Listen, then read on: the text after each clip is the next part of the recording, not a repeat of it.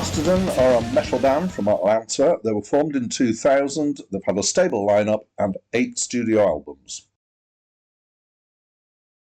Hi, my name's Dan. So this was the fourth studio album by Mastodon, and it's my first time listening to it. I have reviewed one of their albums before, which was Blood Mountain, which was their third album, so the previous one to this, and I liked that one.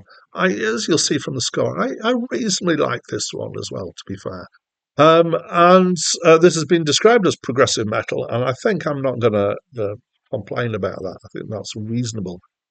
Is more complex in structure than some metal, and it's got some more unusual rhythms. But I would say it's not as prog as some prog metal is, and it's I would so I might be out on a limb here. I feel like it's also leaning towards symphonic, not because it's got a symphony orchestra or big use of paddy sounds on keyboards, which is what a lot of I think where the term symphonic prog came from, but because it's got a full sound, it's a very kind of complex sound going on. Sometimes it's chuggy, sometimes it's a blanket of sound. We've got obviously distorted guitars. Sometimes we've got solos in there and shredding solos. So some metal has gone down the route of not having these guitar solos anymore, but this does. I mean, we're talking. We're 2025 now, so this is 15 years ago, I think. Things have moved on so much. So, and there's metal-like harmonic stuff in here. So the use of kind of semitone and the relative chords and stuff that's being used is very kind of typical of metal. Is that round about the end of the 80s, beginning of the 90s, to my mind, metal went through a huge transformation, and particularly so the sound became much heavier, but also the chords that they used changed and became very modal, and a lot of use of semitones and diminished fourths, diminished fifths and things like that. It's a bit doomy at times, I would say. So doom metal has this kind of ponderance and slowness, and sometimes they're kind of mixing the fast backing and the doom stuff over the top. I enjoyed it musically. I wish it was a bit kind of punchier or cleaner, and maybe just a bit less full. It felt a bit full on in the production, and that was that rather than the production rather than the composition, I think. The vocals are mostly singing. There's at least either two ways of singing or two people singing. There's a really throaty gravel singing, great kind of for metal stuff. There's some that's a bit less so, that's more kind of clear, as it were. There are some growly noises in the.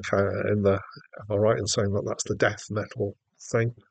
Um, it's a concept album, so I'm going to read out a couple of things here. I don't usually read out as much as this. These are two things that I've taken from Wikipedia, but they're both quotes from interviews by members of the band to other people. So this is a description about where they were going and how they were, how they were approaching the album by let me get this right, by Troy Sanders in an interview with Stereogum.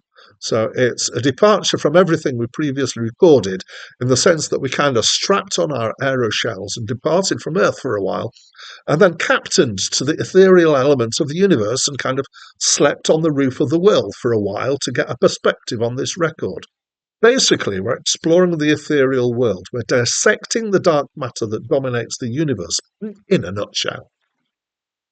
Yeah, okay, that's an interesting thing. You can see why I wanted to read that out. This is interesting.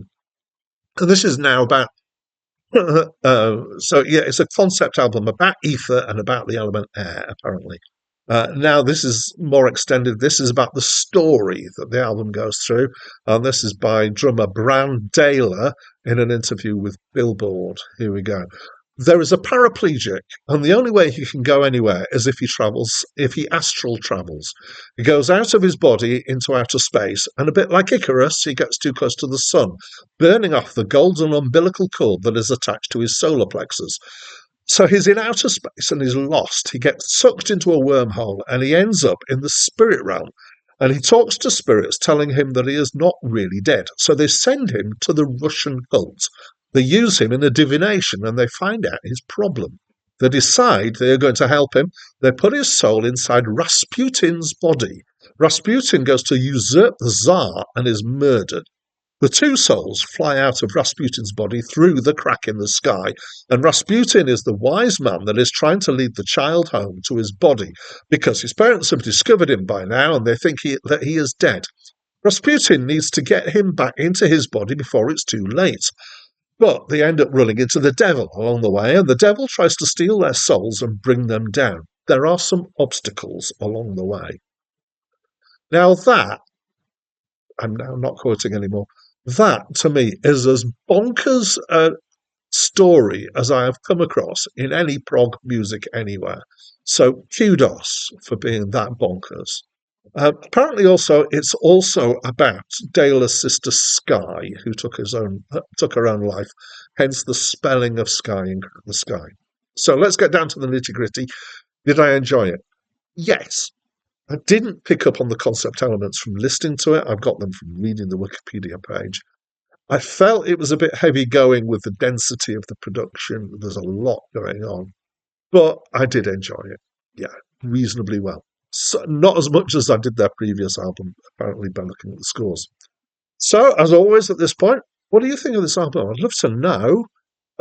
Please do share by any reminiscences of buying this album, listening to this album, anything about Mastodon. If you haven't heard this album and it sounds intriguing, why not go and have a listen and then say what your first impressions are in a comment. I love hearing from you guys. It's one of the things that's kept me going on this job has been the interaction that I've had with the people who watched it. So please do comment. I'd love to hear from you. The next review I'm going to do on this channel is of the album Born to Be With You by Dion. Well, that's it from me for now.